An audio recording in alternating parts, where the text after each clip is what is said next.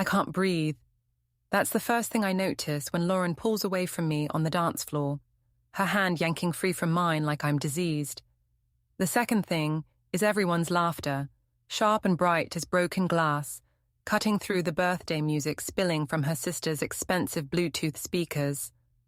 It's the kind of laughter that fills a room and leaves no air for anyone else.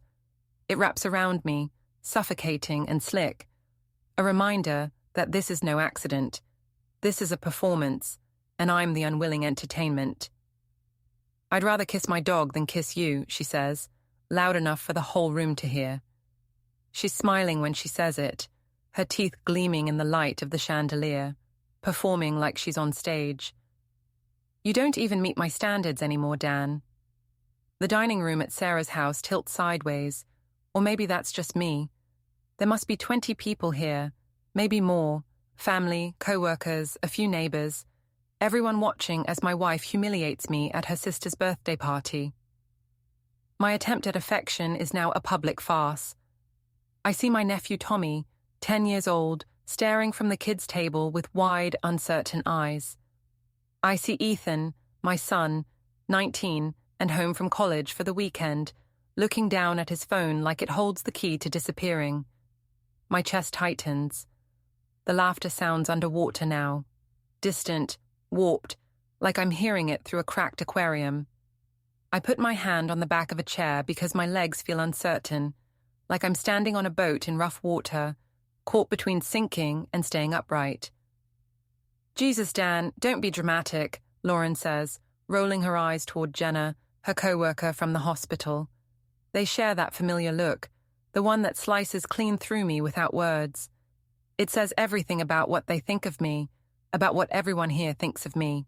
I'm the joke, the punchline, the once successful guy who lost his footing and never quite found it again.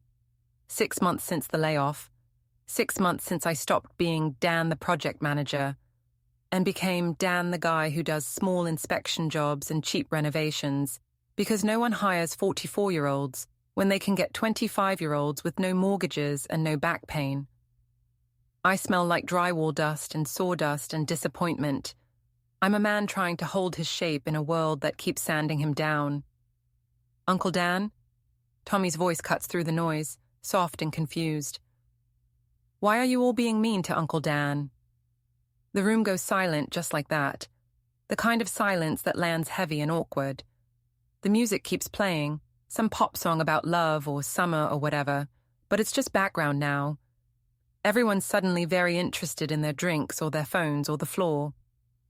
Sarah, ever the hostess, clears her throat, voice tight with control. Okay, everyone, let's just calm down and have dessert, she says, like she's calling a truce after a skirmish. But I see it, the way Lauren glances across the room at someone I don't recognize. A younger guy, leaning against the kitchen doorframe, his gym-built body filling out a tight black shirt, hairstyled like it requires maintenance. He smirks at her. She smirks back. It's small, subtle, but it hits like a hammer. That's when I know I'm not crazy. That's when I know. I file it away, that look. I've made a career out of noticing things, cracks in concrete, warped beams, signs of water damage hiding behind clean paint. People are the same. You learn to see what's beneath the surface when you spend enough time around broken structures. I walk to the bathroom instead of collapsing. Lock the door. Grip the porcelain sink until the grey spots in my vision stop pulsing. I breathe, in and out, counting seconds, trying to steady the rhythm that's been hijacked by shame. When I come out 10 minutes later, the party's moved on. People are eating cake. Lauren's laughing near the kitchen with the gym guy, her hand on his arm, her face lit up in that easy way she used to smile at me 10 years ago. I watch her from across the room and feel something I can't yet name, something raw and unfamiliar, somewhere between grief and fury. We drive home in silence. Her SUV still smells new. Fake leather, air freshener, the faint chemical tang of something recently bought on credit. I'm in the passenger seat because she drove us here, because she always drives now, because I had 3 beers over 4 hours, and she had wine spritzers.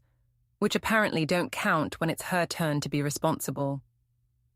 "You embarrassed yourself tonight," she finally says as we pull into our driveway, her voice calm and controlled, like a manager giving feedback. "I embarrassed myself." "You made it weird. I was joking, Dan. Everyone was having fun except you." I don't respond. I unlock the front door, the house looming quiet and indifferent in the dark, and go straight to the kitchen. I pour myself water from the tap because the fridge filter hasn't been changed in months, and everything from it tastes like pennies. The simple, stupid act of running water feels grounding, almost human. Her heels click across the tile we installed together 7 years ago, back when we were still a team. Back when she'd look at me and see something solid. She stops in the doorway, arms crossed, still beautiful, still distant. "I'm done pretending," she says. I turn, glass halfway to my mouth. "Done pretending what?" "That this works," she says. "That you're ever going to be what I need again. You're holding me back, Dan. You smell like drywall dust and sadness, and I'm tired of making excuses for why my husband can't even take me out to dinner." There's a long, slow silence. My brain feels like it's been rewired on the spot. The anger doesn't come right away. What comes first is cold clarity, a stillness that feels dangerous. "Who are you texting under the table tonight?" I ask. "I wasn't texting anyone." "You checked your phone 11 times during dinner. I counted." She laughs. It's sharp and humorless. "You're paranoid. This is what I mean. You obsess over nothing because you have nothing else to think about.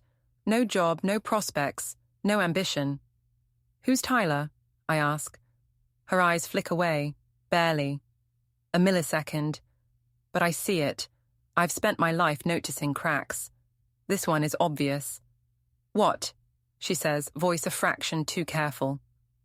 "Tyler. Who is he?" "I don't know what you're talking about," she says, but the muscles in her jaw tighten. Her gaze slips left before she catches herself. "I want a divorce," she says suddenly. "I'm keeping the house. We'll keep it civilized. You can stay in the guest room until you find something." "Civilized," I repeat. "Yeah, like adults. I'm not trying to hurt you, Dan. I just need to move forward with my life." She turns to go upstairs, then pauses halfway. Looks back over her shoulder with that same cold confidence. "Do you know how many times I had to fake it with you?" she says. "Like hospice levels of pity. I deserve better than this." She goes upstairs. Door closes. Lock clicks. I stand in the kitchen until 2 in the morning, drinking water, replaying the night like a movie I can't turn off. The laughter, the look, the way she said I'm keeping the house. How she delivered it like a verdict. I think about the unknown number of texts, the gym guy with the smirk, the SUV that smelled like someone else's cologne last week when she picked me up from the hardware store. And I realize I'm done guessing. Mike Haskell's garage smells like motor oil, sweat, and old coffee grounds. He's got the kind of workspace that feels alive. Tools hung on pegboards, wires coiled in buckets, half-finished projects scattered across benches. Mike's an electrician, union guy, steady work, good pay. The kind of man who still believes in handshakes and doing things the hard way because it's the right way. "So she just said it?" Mike asks, wiping grease from his fingers onto a rag. "In front of everybody." "Rather kiss her dog than me," I say. He whistles low. "Jesus." "Then she told me I smell like drywall dust and sadness." Mike snorts. "That's cold." "Yeah." He studies me, arms crossed. That look of wary concern he saves for when I'm about to do something reckless. "What do you want to do?" "I don't know yet." "Yeah, you do," he says quietly. "You wouldn't be here if you didn't." He's right. I came because Mike's the only person who won't feed me the usual therapy script bullshit. He's not going to say, "Be reasonable, think of Ethan, talk it out." Mike deals in reality, not feelings. "I think she's cheating," I say. "You think or you know?" 90% sure. He nods slowly. "Then get to 100 before you do anything stupid." He walks over to his tool cabinet, pulls out a small black box and opens it. Inside is an old dash cam, scratched but solid. I use this in my van, he says. Had some tools stolen last year, needed proof. Take it. Put it in your truck. If she's stepping out, you'll catch her. I'm not following her around like some psycho. You don't have to, he says. You just have to wait. Cheaters always get comfortable. They start to think no one's watching. I take the camera, feel its weight. Small, unassuming, but heavy with purpose. Proof in waiting. If you're going to do this, Mike says, you don't go nuclear yet. You gather leverage, information, proof. Once you start down this road, you can't come back later and pretend to be the good guy. You understand? Yeah, I say. I understand. And I do, because I'm not trying to be the good guy anymore. Harry referral. 3 nights later, I'm parked outside a decaying apartment complex near the river. Stained vinyl siding, half-lit parking lot, dumpsters spilling over. The kind of place where people disappear quietly. Mike mentioned he'd seen Lauren's SUV here once, parked overnight while he was doing a job nearby. He hadn't said anything then, just stored the detail away until now. It's raining, light but steady. The wipers keep rhythm with my heartbeat. The dash cam is running, mounted to the windshield, recording every drizzle streak second. The clock on the dashboard reads 11:43 p.m. That's when her white SUV pulls in. She parks under one of the few working lights. Then he gets out, the gym guy from the party, Tyler. He moves like he belongs to the night, casual, confident. He leans into her window, says something that makes her laugh. Then they kiss. Not tentative, not new, comfortable, practiced. Her hand rests on his chest, fingers brushing the fabric of his shirt like she's done it 100 times before. He takes a small overnight bag from the back seat. My bag, the black Nike one I used to take to job sites, still with a faint dusting of white paint near the zipper. She hands it to him without hesitation. They walk toward the entrance, his hand on her lower back. I can't look away. Every motion between them feels choreographed, familiar. The body language of people who've stopped pretending. I sit in my truck, gripping the steering wheel until my knuckles ache. The dash cam catches everything. The kiss, the bag, the door closing behind them. The truth, preserved in pixels. I stay until the lights in a third-floor unit flicker on. I watch shadows move behind curtains. I don't cry. I don't rage. I just sit there, breathing slow, feeling something sharper and colder settle into place. When I drive home at 3 a.m, I know one thing for certain. I finally understand what I'm up against. And Saturday morning, Lauren's in the shower. I can hear the water through the ceiling vent, the sound of her humming some pop song off-key. She's in a good mood, which tells me everything I need to know about where she was last night. I was in the guest room pretending to sleep, listening to her creep in at 2 a.m, careful not to wake me. Her iPad's on the kitchen counter, screen still glowing. Unlocked. We've always shared passwords. Trust, she called it once. Transparency. It's funny how those words look different when you're standing in the ruins of them. I pick it up. Open messages. The first thread is a group chat called Wine Nights, her and Jenna, and a few other co-workers from the hospital. I scroll. Lauren. God, he was so pathetic at dinner last night. Jenna. The kiss attempt? I died. Lauren. I'd rather kiss my dog than kiss you. Jenna. How did he not see that coming? Lauren. Because he's oblivious, Lauren. He really thinks I'm staying with him, Jenna. You're keeping the house the right, Lauren. Obviously. He's basically a tenant at this point. There are screenshots. My text to her. Simple things. Want me to pick up dinner? You okay? Can we talk tonight? Each one captioned with emojis, laughter, mockery. Imagine being this desperate. Someone take his phone. Then I find the thread with Tyler. Voice notes, photos, inside jokes. I play one with the volume low. Can't wait till you're done with the tenant situation, Tyler says. His voice is smooth, confident, like a man who's already decided what belongs to him. After we're finished, you'll have the house and we'll get you set up right. Fresh start, babe. I don't flinch. I just airdrop everything. To my phone, then again to a thumb drive from my truck. Backups, proof, layers of safety. Upstairs, the shower turns off. I put the iPad back exactly where it was. Pour myself coffee. Wait. When she comes down, hair wet, yoga pants, tank top, smelling like coconut shampoo, she smiles at me like nothing's changed. Morning, she says. Morning, I say back. She grabs her keys, the iPad under one arm. Meeting Jenna for brunch. Don't wait up. Have fun, I tell her. She leaves. The door closes, the SUV hums to life, and I'm alone in the quiet house that used to be ours. I sit at the kitchen table, the mug warm in my hands, and whisper to the empty air, "Okay, now we start." Outside, the world goes on. The neighbor's lawnmower growls to life. A dog barks 2 houses down. The mail truck rattles by. Everything looks the same. But inside me, something's shifted. Something precise and patient, like a man lining up blueprints before breaking ground. I open my notebook, draw a line down the center of the page. On one side, I write, her. On the other, me. Under hers, I start listing what she has: house, SUV, job, reputation, Tyler, confidence. Under mine, proof, time. Nothing left to lose. For the first time in months, the balance feels even, maybe better than even.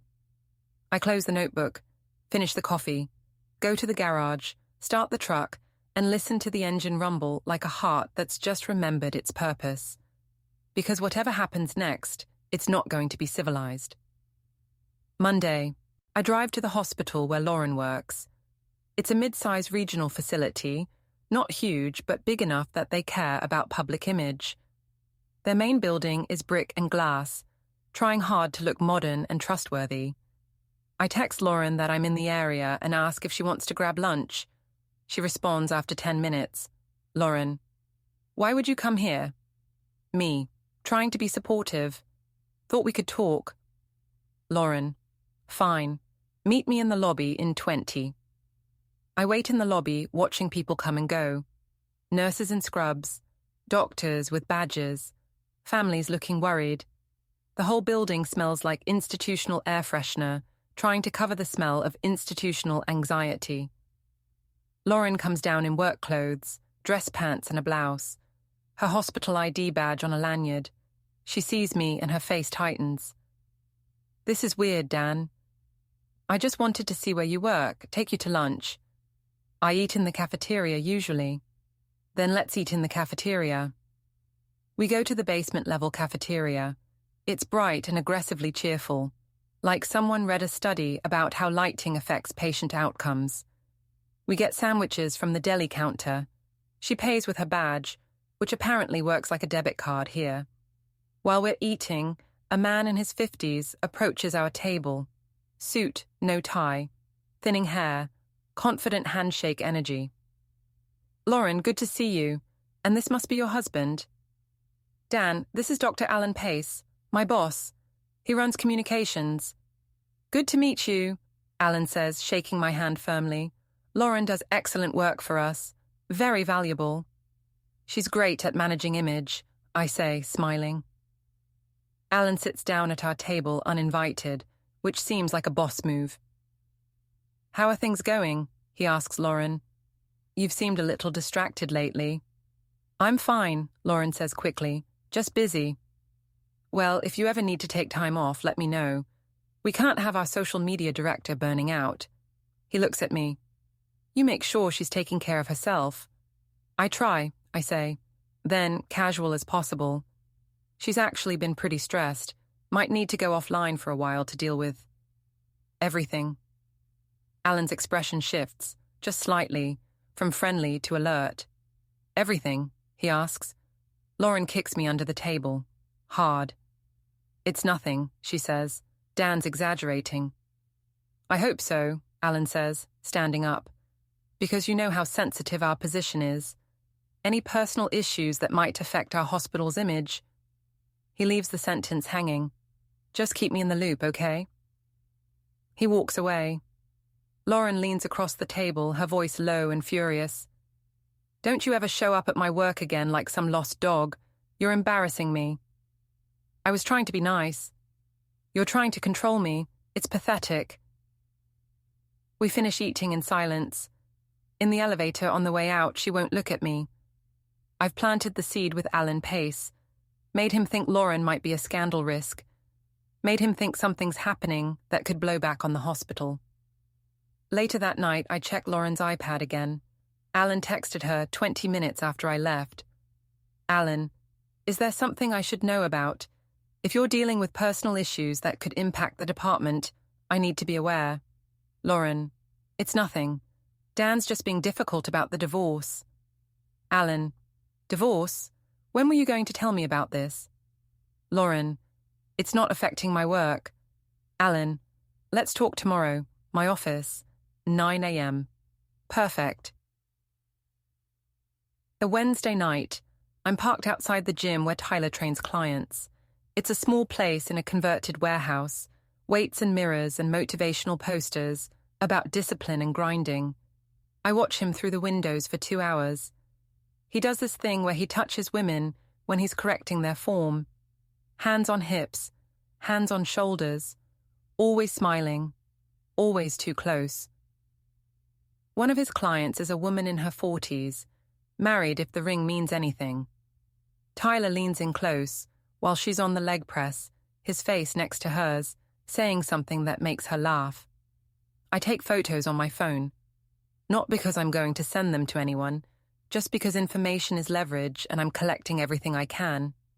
After the gym closes at 9, I follow Tyler back to the River Apartments. Watch him park in his usual spot, a visitor space because Mike checked and Tyler isn't on the official lease. He's using a friend's place, probably paying cash under the table, probably violating half a dozen building policies. I write down the building management company's name from a faded sign near the mailboxes. I write down the unit number. I've seen lights come on in. 3F.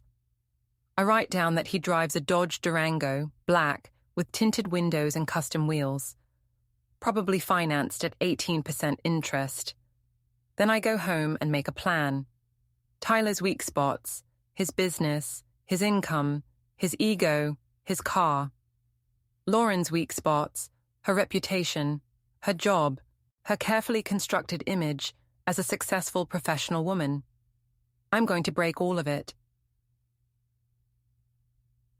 I meet Ethan for lunch on Friday. He's home for the weekend, taking a break from his freshman year at State College 2 hours away.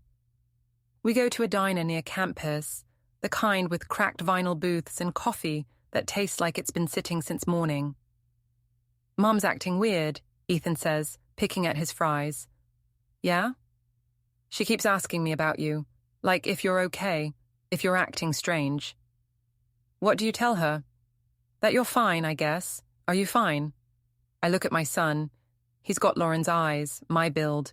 He's a good kid, quiet, studies engineering, doesn't party much, still calls me twice a week, even though most 19-year-olds don't talk to their parents unless they need money. Your mum and I are getting divorced, I say. He stops eating, looks up. What? She wants a divorce, probably going to happen. Because of the job thing? Partly. That's not fair. You're trying. You've been doing inspections and renovation stuff. It's not like you're sitting around. She doesn't see it that way. Ethan pushes his plate away. She's been mean lately. At dinner last week, the way she talked to you. Yeah. Everyone just laughed, like it was funny. People laugh when they're uncomfortable, I say, or when they're assholes. Sometimes both. We sit there in silence. Outside, it starts raining again. The diner windows fog up. I'm on your side, Ethan finally says, in case that matters. It matters, I tell him. He doesn't need to know what I'm planning. Not yet. Maybe not ever. but I need him to remember this moment.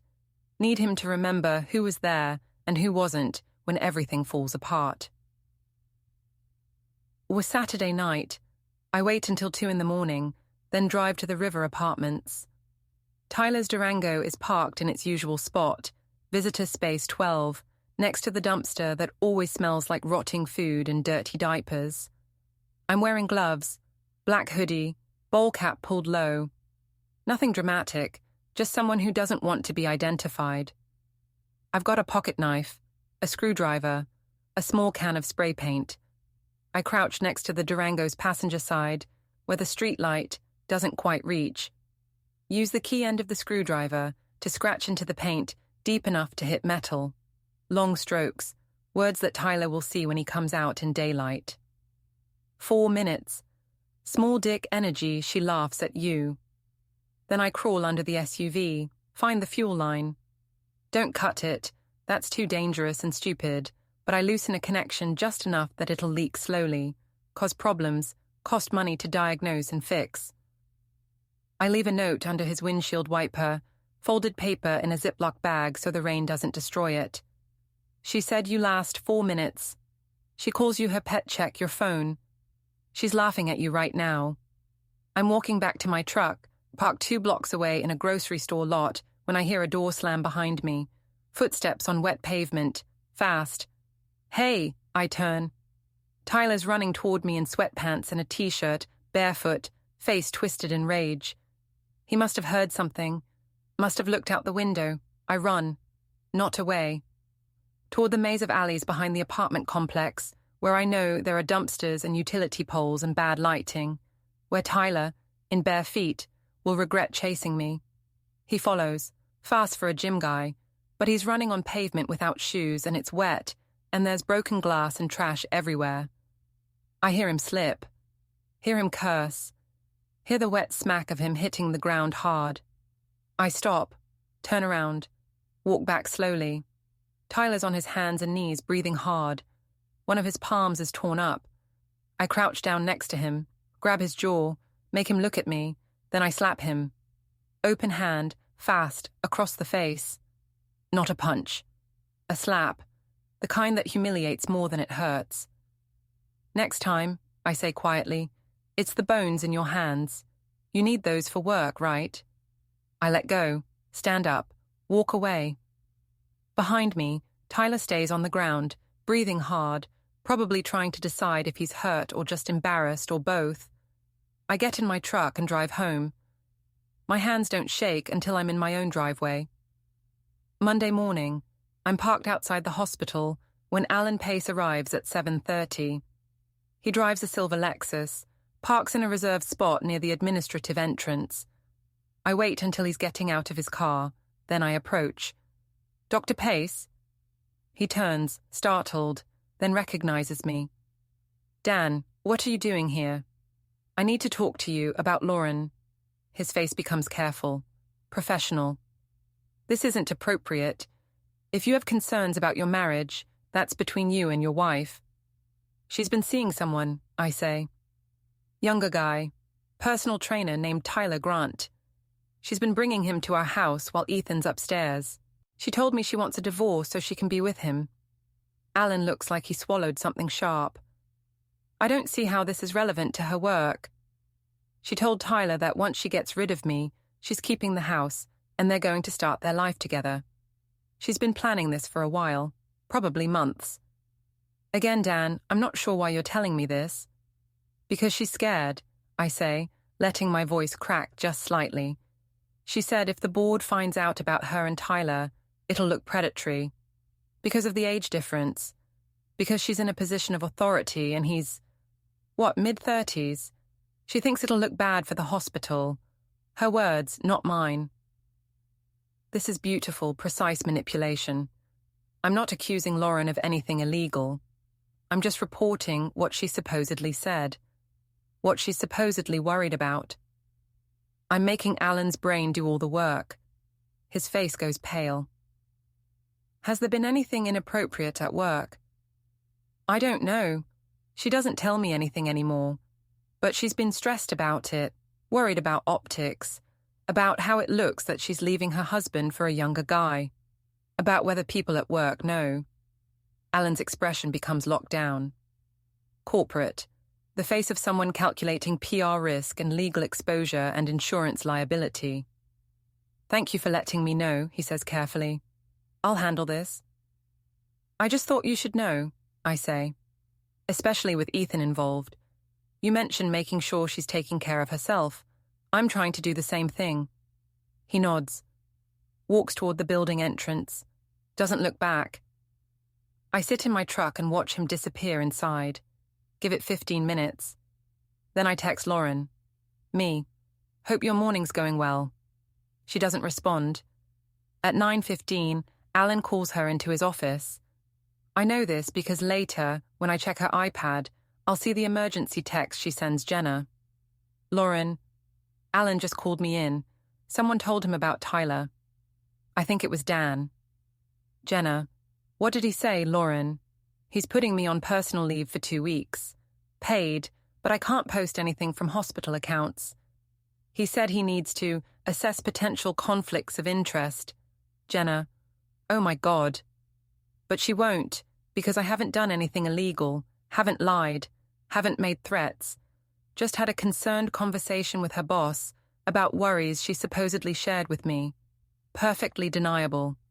Perfectly destructive." Or on Tuesday night, Tyler's Durango is still parked at the River Apartments. Still scratched to hell. Still leaking fuel onto the asphalt. Lauren's there too. Her SUV is 3 spots over. I can see their apartment window from my truck. 3rd floor, Unit 3F. The lights are on, shadows moving behind the curtains. I've got a portable radio scanner I borrowed from Mike, the kind that picks up police and emergency frequencies, just in case Tyler decides to call the cops about his car. Just in case I need to know if anyone's looking for someone who matches my description. At 9:47, the lights in their window start flickering. Shadows get bigger. I hear raised voices, muffled through the walls and distance. They're fighting.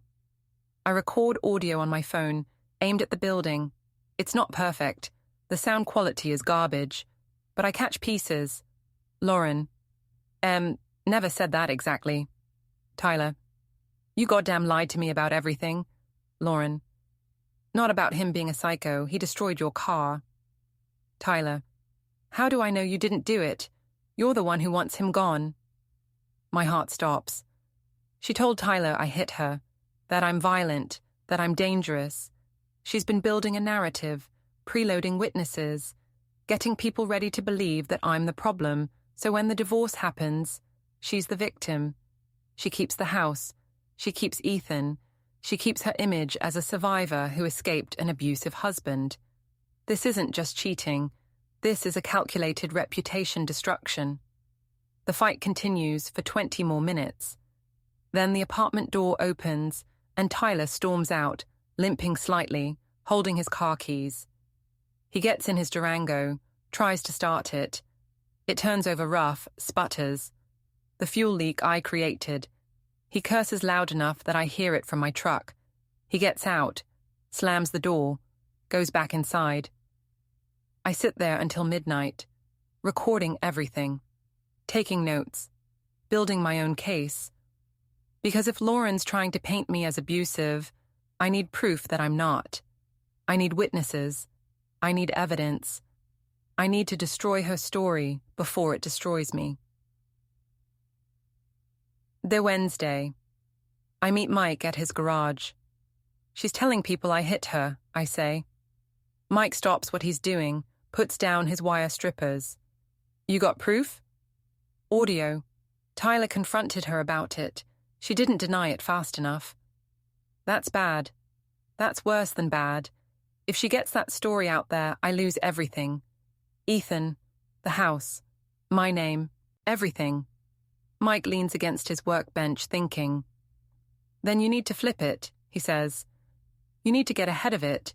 You need witnesses who've seen you together lately, who can say you're not violent. You need documentation. You need to make her look like the liar before she makes you look like the abuser. How? You bring it all into the open. Publicly, with people watching, multiple witnesses, you play the recordings, you show the texts.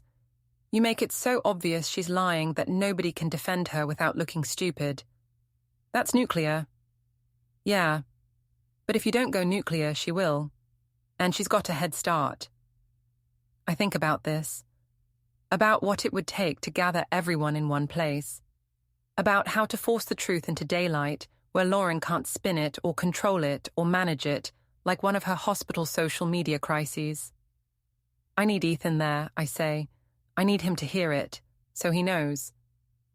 Then you better make sure your hands are clean, Mike says, because once you do this, there's no walking it back. My hands aren't clean, I tell him. Clean enough, Mike says. You didn't touch her. You didn't hurt anybody permanent. That's petty revenge. What she's doing is character assassination. There's a difference. Is there? Yeah. One's illegal and the other's just mean. Mike hands me a beer from his garage fridge. You gonna do this? Yeah, I say. I'm gonna do this. On a Thursday night, I go to the diner where Ethan and I had lunch, wait for him to show up. He's there by 6, wearing a college hoodie and looking tired. Hey, he says, sliding into the booth across from me. I need to show you something, I say. I pull out my phone, open the folder where I've saved everything. The texts, the voice notes, the surveillance video of Lauren and Tyler kissing, the audio of Tyler saying, "After we're finished, you'll have the house." I don't want to do this to you, I tell Ethan, but I need you to see who your mother really is, because she's going to tell people I'm abusive. She's going to say I hurt her. And I need you to know that's a lie before she starts spreading it. Ethan takes the phone, starts scrolling, listening, watching. His face goes pale, then red, then pale again. She called you the tenant, he whispers. Yeah. She's laughing at you. Yeah. With Jenna, with this Tyler guy, with everyone. He hands the phone back, his jaws tight. His eyes are wet, but he's not crying. Just breathing hard like he's trying not to. What are you going to do? He asks. I'm going to make her tell the truth, in front of everyone. So there's no version where I'm the bad guy and she's the victim. How? Sunday night, dinner, at Sarah's house again, same place as last time.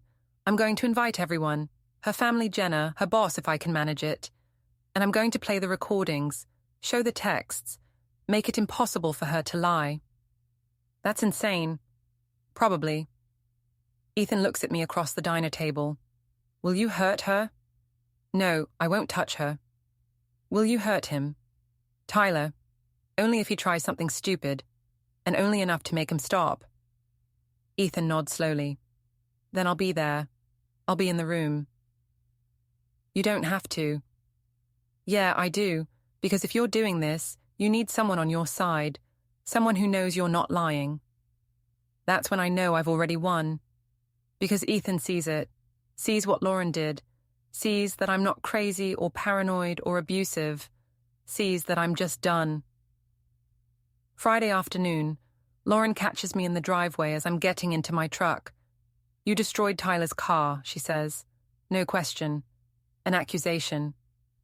I haven't touched Tyler's car. Don't lie to me. He said someone keyed it and left notes. Someone who knew things only you could know. Maybe Tyler has other enemies. Stop it. She steps closer, voice low and furious. I know it was you, and I know you talked to Alan, about me and Tyler, about age differences and predatory behavior and optics. I know that was you too. I was concerned. You're trying to destroy my career.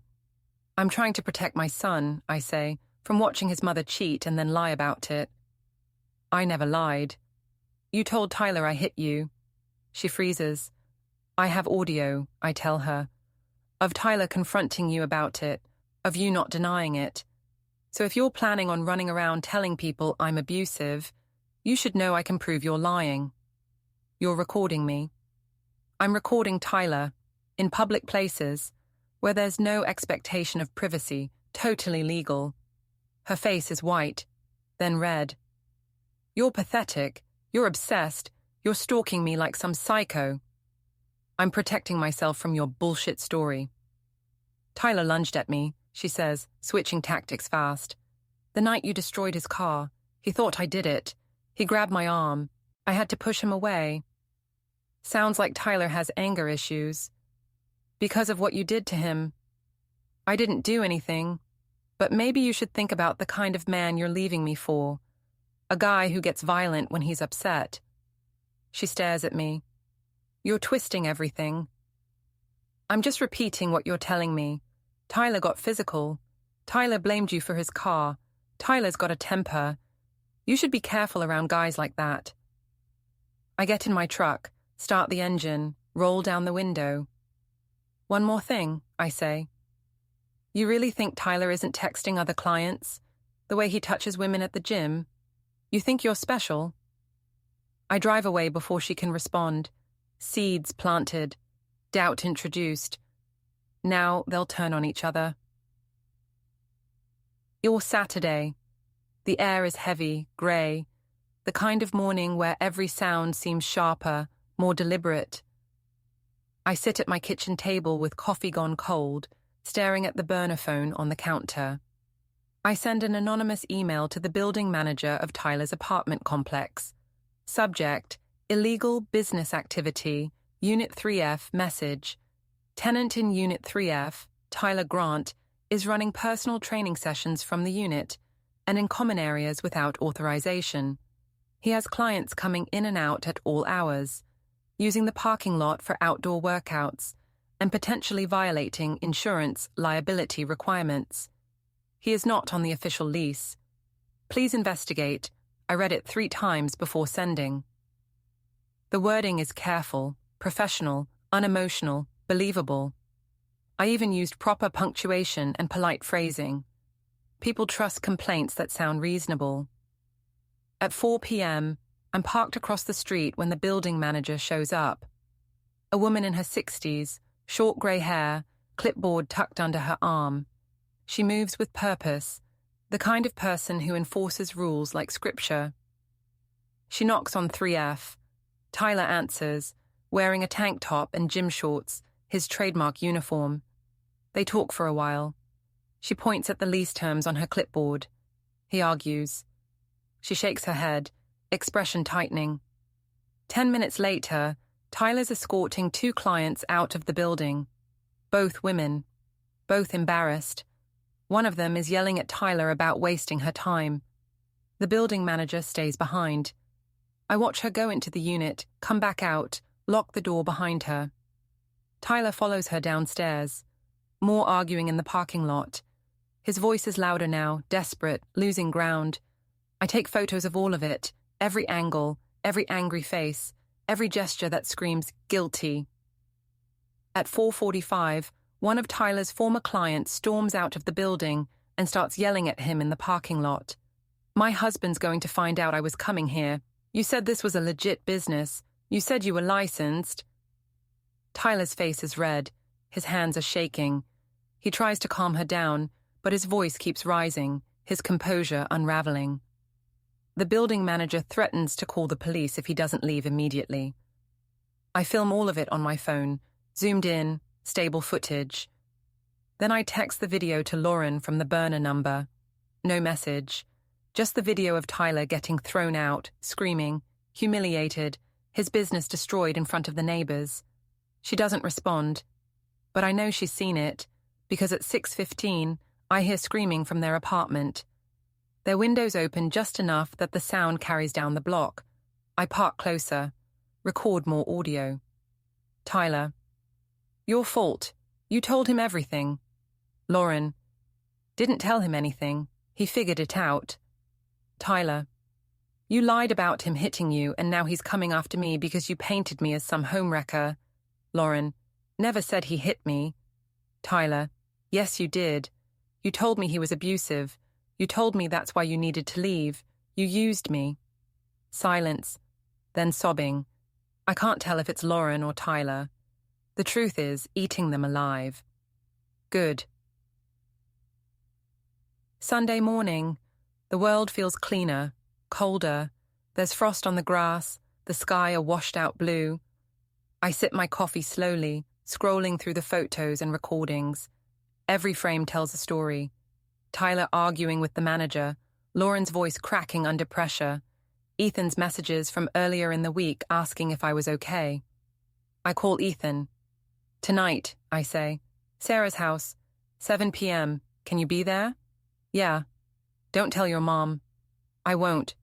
He doesn't ask why. He trusts me again, or maybe he's just tired of being caught in the middle. Either way, I'll take it.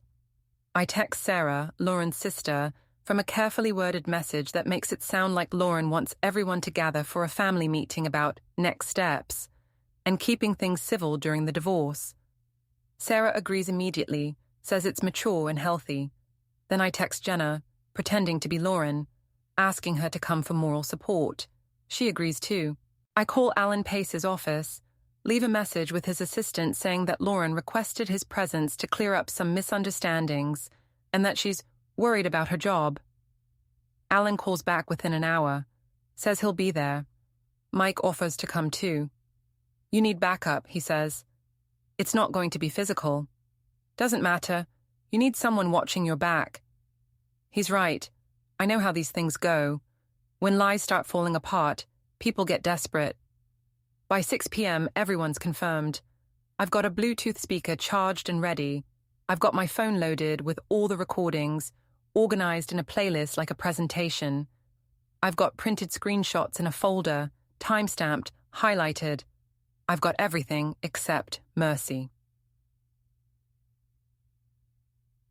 At 6:45, I pull up to Sarah's house. The same house where Lauren humiliated me 3 weeks ago. The same dining room where everyone laughed. Mike's truck is already there. Ethan's car, Sarah's minivan, Jenna's sedan, Alan's Lexus. Tyler's Durango pulls up at 7:02. He's driving the same destroyed SUV, scratches still visible down the passenger side. He parks and sits in the car for a full minute before getting out. He looks thinner, tired, the confident gym bro swagger replaced with something brittle. Lauren's already inside. She drove separately, arrived exactly on time, controlled, punctual, pretending she's still in charge. I walk in last. Everyone's in the living room, sitting on couches and chairs, drinks in hand, awkward small talk filling the space. The air hums with unease. Lauren sees me. Her face goes hard. What is this, Dan? Family meeting, I say calmly, like you wanted, so we can all be on the same page about what's really happening. I never said I wanted this. Funny, Sarah got your text asking her to set this up. Lauren looks at Sarah. Sarah shrugs, confused. Everyone's here, I say, looking around the room. Everyone who matters. Family, friends, colleagues. Let's talk. Alan Pace clears his throat. If this is a personal matter, I'm not sure I should be here. You should, I tell him, because Lauren's worried about how her personal life affects her professional reputation. Right, Lauren? She doesn't answer. I pull out my phone, connect it to Mike's Bluetooth speaker, which I set on the coffee table in the middle of the room. Before we start talking about divorce terms and custody and who keeps the house, I say, I think everyone should know the truth about why we're getting divorced. Don't you dare, Lauren says.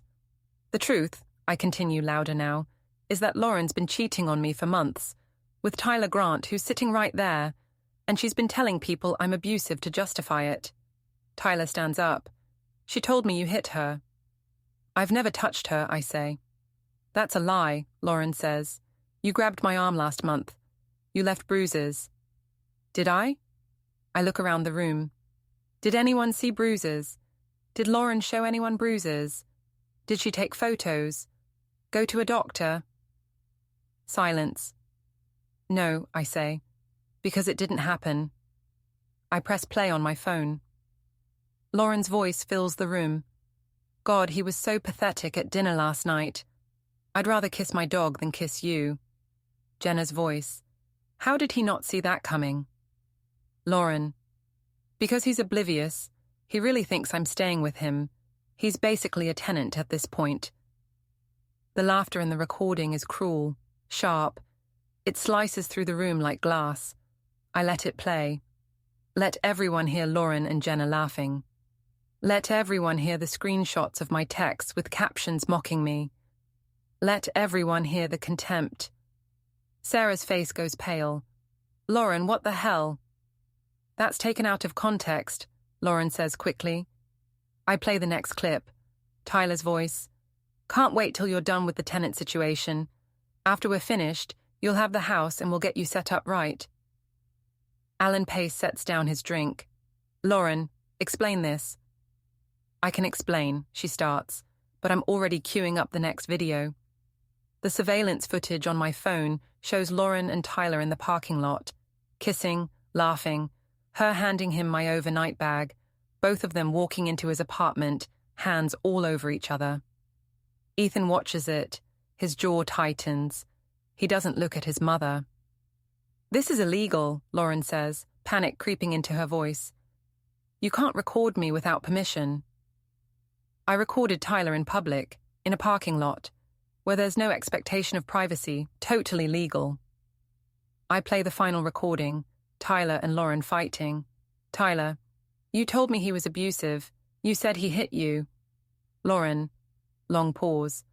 I never said that exactly. Tyler, you goddamn lied to me. The room explodes. Everyone talking at once. Sarah yelling at Lauren. Alan standing up saying this is inappropriate. Jenna trying to defend Lauren, but her voice keeps cracking. Tyler stands up, face red. You used me. You lied to me about everything. I didn't lie, Lauren says. Dan's been stalking us, destroying your car, sabotaging my job. He's the one who's dangerous. Tyler takes a step toward me. Prove it, I say calmly. He lunges. Fast, stupid, exactly what I knew he'd do. He tries to grab me by the shirt. I sidestep, hook his wrist, twist, and push him down across the coffee table. The speaker goes flying. Someone screams. I pin Tyler face down on the table, one hand on the back of his neck, not choking him, just holding him there while he struggles. This is the guy, I say loudly, looking around the room, who Lauren was going to replace me with. This is the guy she told you was protecting her. This is the guy she said I should be afraid of. Tyler tries to push up. I press down harder. You ever tell anyone she calls you 4 minutes? I ask him, loud enough for everyone to hear. Because she does. 4 minutes. She's laughing at you the same way she laughed at me. Someone giggles. Nervous laughter, sharp and quick. Tyler stops struggling, just lies there, breathing hard against the table. Lauren, he says, voice shaking, tell him to let me go. Lauren doesn't move, doesn't speak. She's frozen, because she knows if she tries to help Tyler, she admits they're together. If she doesn't help him, she admits she doesn't care. Either way, she loses. I lean down close to Tyler's ear and whisper, just loud enough for the room to sense the danger. You ever come near my house, my son, or my life again, I'll put you through the hood of your next leased toy. Nod if you understand. He nods. Quick. Scared. I let him go. Step back. Tyler scrambles up, face red, shirt twisted. He looks at Lauren. He leaves. Just walks out. Door slamming behind him. The room is silent except for someone's breathing. Fast. Shallow. I turn to Lauren. Look her in the eyes. You tried to erase me, I say. You tried to make me the villain so you could keep my house, my kid, and your perfect image. You told people I hit you, that I'm dangerous, that you were scared. Dan, she starts, voice cracking. That's over, I say. Everyone here heard the truth. Everyone here knows you lied. I turn to Alan Pace. He's standing now, pale, clutching his car keys like a life preserver. Alan, I say calmly. If she tries to spin this at work, if she tries to say I'm harassing her or stalking her or anything that makes her look like a victim, I send the full recordings to every board member and your donor list. She doesn't speak for me. She doesn't speak for this family. She doesn't speak for your hospital. Alan nods slowly. Understood. I turn to Jenna. If you repeat the abuse story to anyone, I sue you for defamation personally. I've got time now.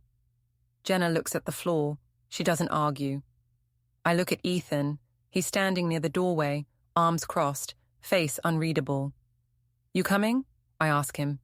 He nods, walks over to stand next to me. That breaks Lauren. She makes a sound like something cracking inside her chest. Ethan, she says, please. He doesn't look at her. I grab my jacket off the back of a chair. Look at Lauren one last time. You said at dinner I wasn't up to your standards, I tell her. Now you don't have any. I walk out with Ethan and Mike. Behind us, silence. Then crying. Then voices rising. People asking Lauren what the hell she was thinking. How she could do this. How she could lie like that. The air outside is cold and clean. I breathe it deep. Ethan looks at me. You good? Yeah, I say. I'm good. Mike claps me on the shoulder. Doesn't say anything. Doesn't need to. We get in our vehicles and drive away. 3 weeks of planning.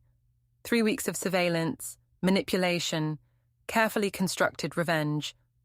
All of it leading to one moment where Lauren's perfect image shattered in front of everyone who mattered.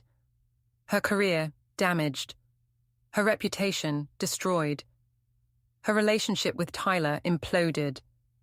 Her standing in her family questioned forever. And me, I'm not redeemed. I'm not the hero.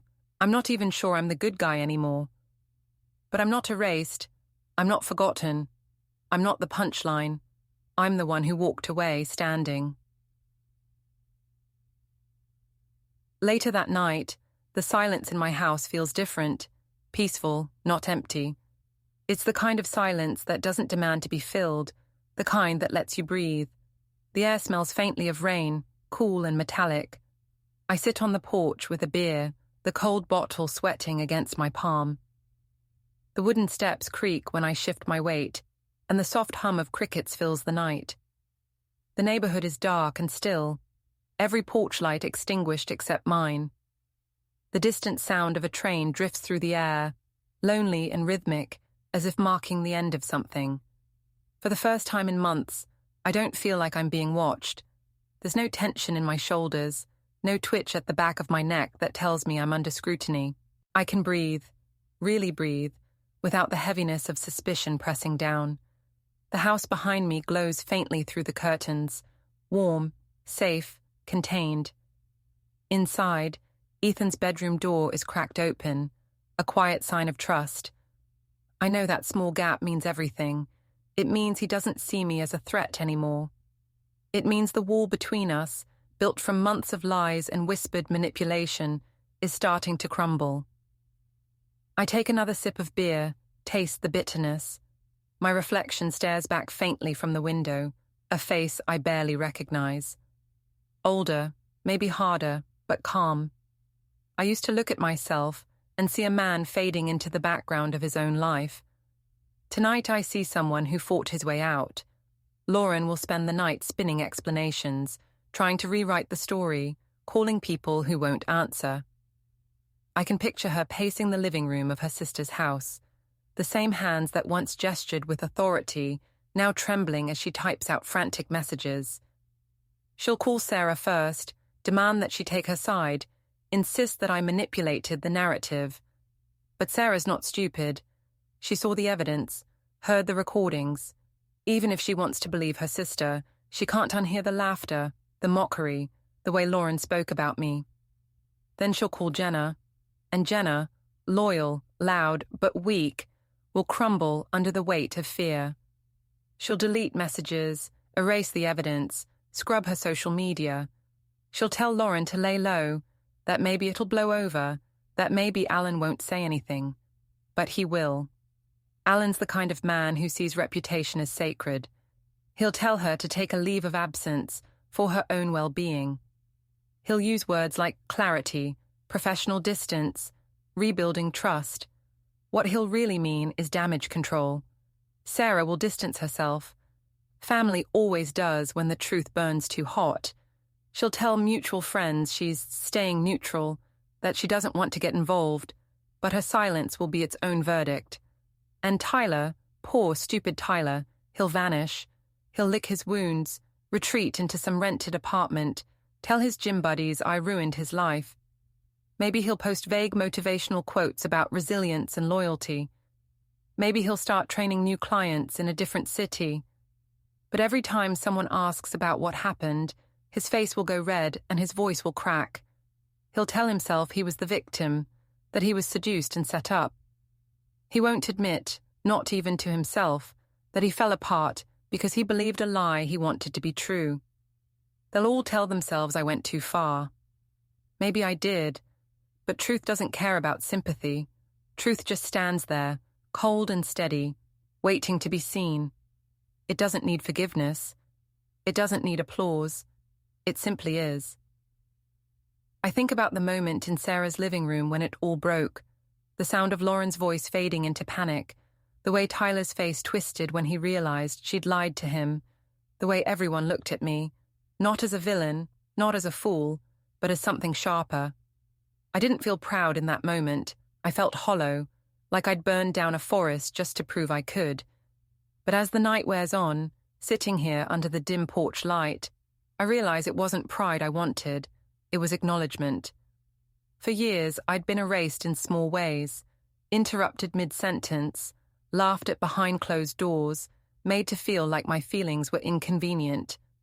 Every jab, every dismissive smirk, every whispered rumor chipped away at something I couldn't name. Tonight, that thing, the invisible weight, finally lifted. When I finally go inside, the air feels warmer, thicker, filled with the quiet hum of the refrigerator and the faint ticking of the kitchen clock. The house smells like old wood and laundry detergent, grounding and familiar. I pause in the doorway, take it in. It's mine again, not just legally, but spiritually. The walls no longer echo with her voice. I see Ethan asleep on the couch, the TV still on. A movie flickers in the background, some old western, black and white, the kind my dad used to watch when I was a kid. Cowboys and outlaws and long silences between gunshots. The hero rides into the sunset alone, dust swirling behind him. Fitting. The movie ends, and static hums on the screen. I turn off the TV, pull a blanket over Ethan, tuck it around his shoulders. He shifts slightly, murmurs something I can't make out, then settles again. There's a small scar on his chin, a faint mark from when he fell off his bike years ago. I remember running to him, holding him as he cried. He looked at me then the way he did tonight, trust mixed with confusion, a question he didn't know how to ask. I sit for a long time, listening to the quiet. The house breathes with me. The wood creaks. The pipes hum faintly, a reminder that life still moves through the bones of this place. Tomorrow will come, and Lauren will start her campaign again. Maybe softer this time, maybe angrier. She'll craft a new version of the story, where she's the misunderstood one, the victim of manipulation.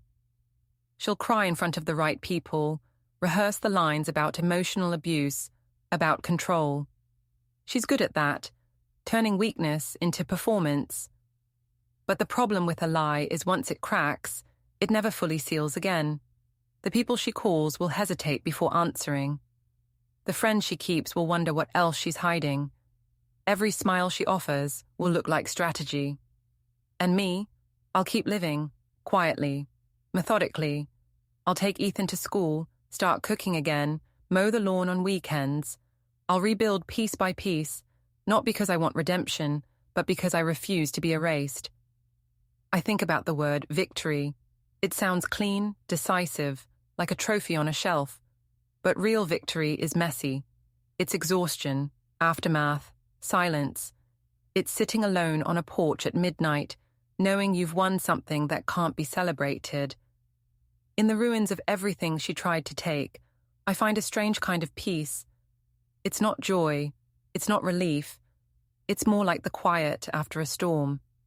Branches broken, air washed clear, the smell of wet earth lingering. Nothing looks the same, but at least it's honest now. I finish my beer and set the empty bottle on the railing.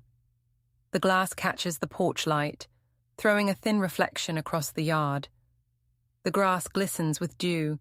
Somewhere down the block, a dog barks once, then stops. I think about how small life becomes when you strip away the noise.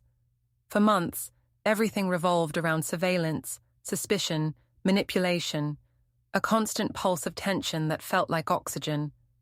Now it's just me, the quiet, and the long road ahead. Maybe tomorrow I'll drive out to the lake, the one Ethan used to beg me to visit when he was younger. We'd skip stones there, talk about nothing. Back then, Lauren would stay home, always too busy. Maybe I'll take him this time, just the two of us. Maybe he'll smile again. Inside, the clock ticks past midnight. The refrigerator hums louder for a moment, then settles. I stand, stretch, and glance once more at Ethan. The blanket has slipped off his shoulder. I fix it gently, and he exhales softly, the kind of peaceful sound that feels like forgiveness.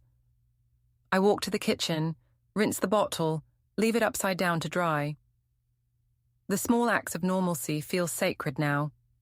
I flick off the lights one by one until the only glow comes from the hallway nightlight outside Ethan's room. The faint yellow light spills just enough to outline the edges of the house, safe boundaries, clear lines. In my own room, the bed feels unfamiliar, too big, but clean. I sit on the edge, staring at the wall where her framed prints used to hang.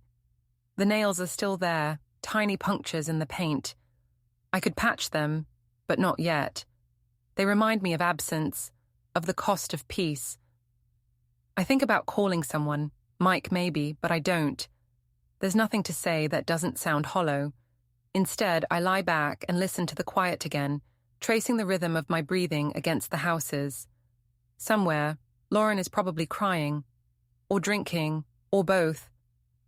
She'll replay the scene over and over, looking for the weak spot in my plan, the angle she can exploit. But she'll never find one that matters, because this wasn't about revenge anymore, not really. It was about reclaiming truth from her grip. The truth doesn't care about who tells it first. It only cares about who can prove it. And I did. I close my eyes, and for the first time in longer than I can remember, I sleep without dreams.